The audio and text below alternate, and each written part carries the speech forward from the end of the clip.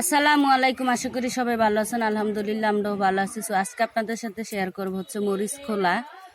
তো এক একজন এক এক রকম করে বানায়। তো দেখেন, যদি মুখে রুচি না থাকে, কিছু খেতে ভালো না লাগে, তখন এই বুদ্ধিটা অবলম্বন করবেন। আমি হচ্ছে একবারে পাকা পাকা লাল মরিচ, যেহেতু মরিচের সিজন, খেতে থেকে মরিচ তুলে এনে লাল মরিচ ব্লেন্ডার আছে, তারপর আমি ব্লেন্ডার করে নিই। হাতে বেটে নিলে বেশি ভালো লাগে, আমার কাছে টেস্টি হয়, যার জন্য রসুন আর মরিচ সমান সমান করে বেটে নিয়েছি, আর সাথে পেঁয়াজ। ঠিক আছে, তো এখন চলেন বানিয়ে নিই। এর মধ্যে আর কিছু দেব না, তো দেখবেন কি কি দেওয়া হয়। মনে হয়েছে আজকে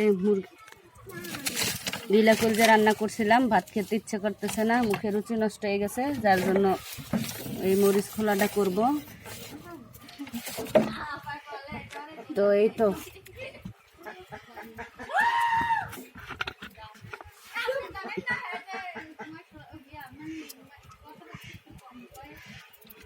দিয়ে দিচ্ছি তেল। হ্যাঁ, অবশ্যই তেলটা বেশি করে দিবেন।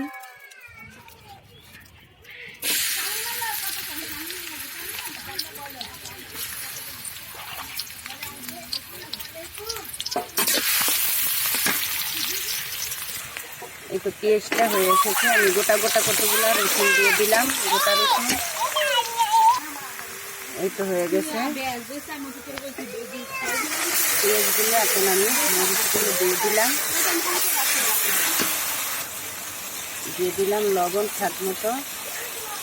এবার হতে থাক। অবশ্য আমি 1 চিমটি বাটিটা ধুয়ে পানি দিয়েছিলাম, তো সেই পানিটা শুকিয়ে আবার এই যে এই পর্যায়ে এসে গেছে। তো এইরকম এইভাবে ভাজা ভাজা করে একটা সুন্দর একটা লাল টকটকা কালার নিয়ে আসবো। মরিচটা লাল টকটকা ছিল, যেহেতু আমি এটাকে বিচি সহ বাটছি, তো বাটার কারণে এটা এই কালার হয়ে গেছে। এখন আবার ভাজতে ভাজতে লাল হয়ে যাবে। অবশ্যই আপনার শুকনো মরিচ যেটা ভেজে ভর্তা করেন, সেটার থেকে 1000 গুণ টেস্টি হয় এই ভর্তাটা করে খেলে। তো ট্রাই করে দেখবেন, এভাবে হতে থাক।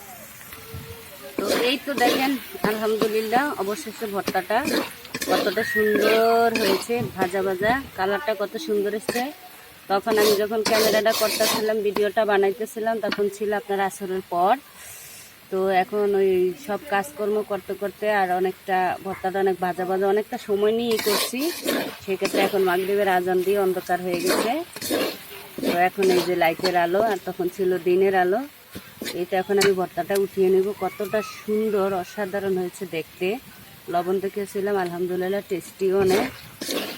আপনারা চাইলে দিয়ে একটা আনাম রসুন দিলেও দিতে পারেন, না দিলেও না দিতে পারেন। দেখেন, উঠিয়ে নিচ্ছি।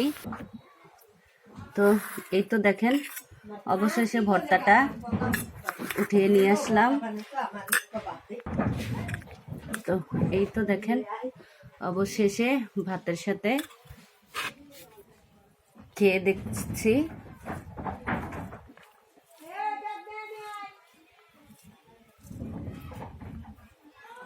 বিসমিল্লাহির রহমানির রহিম।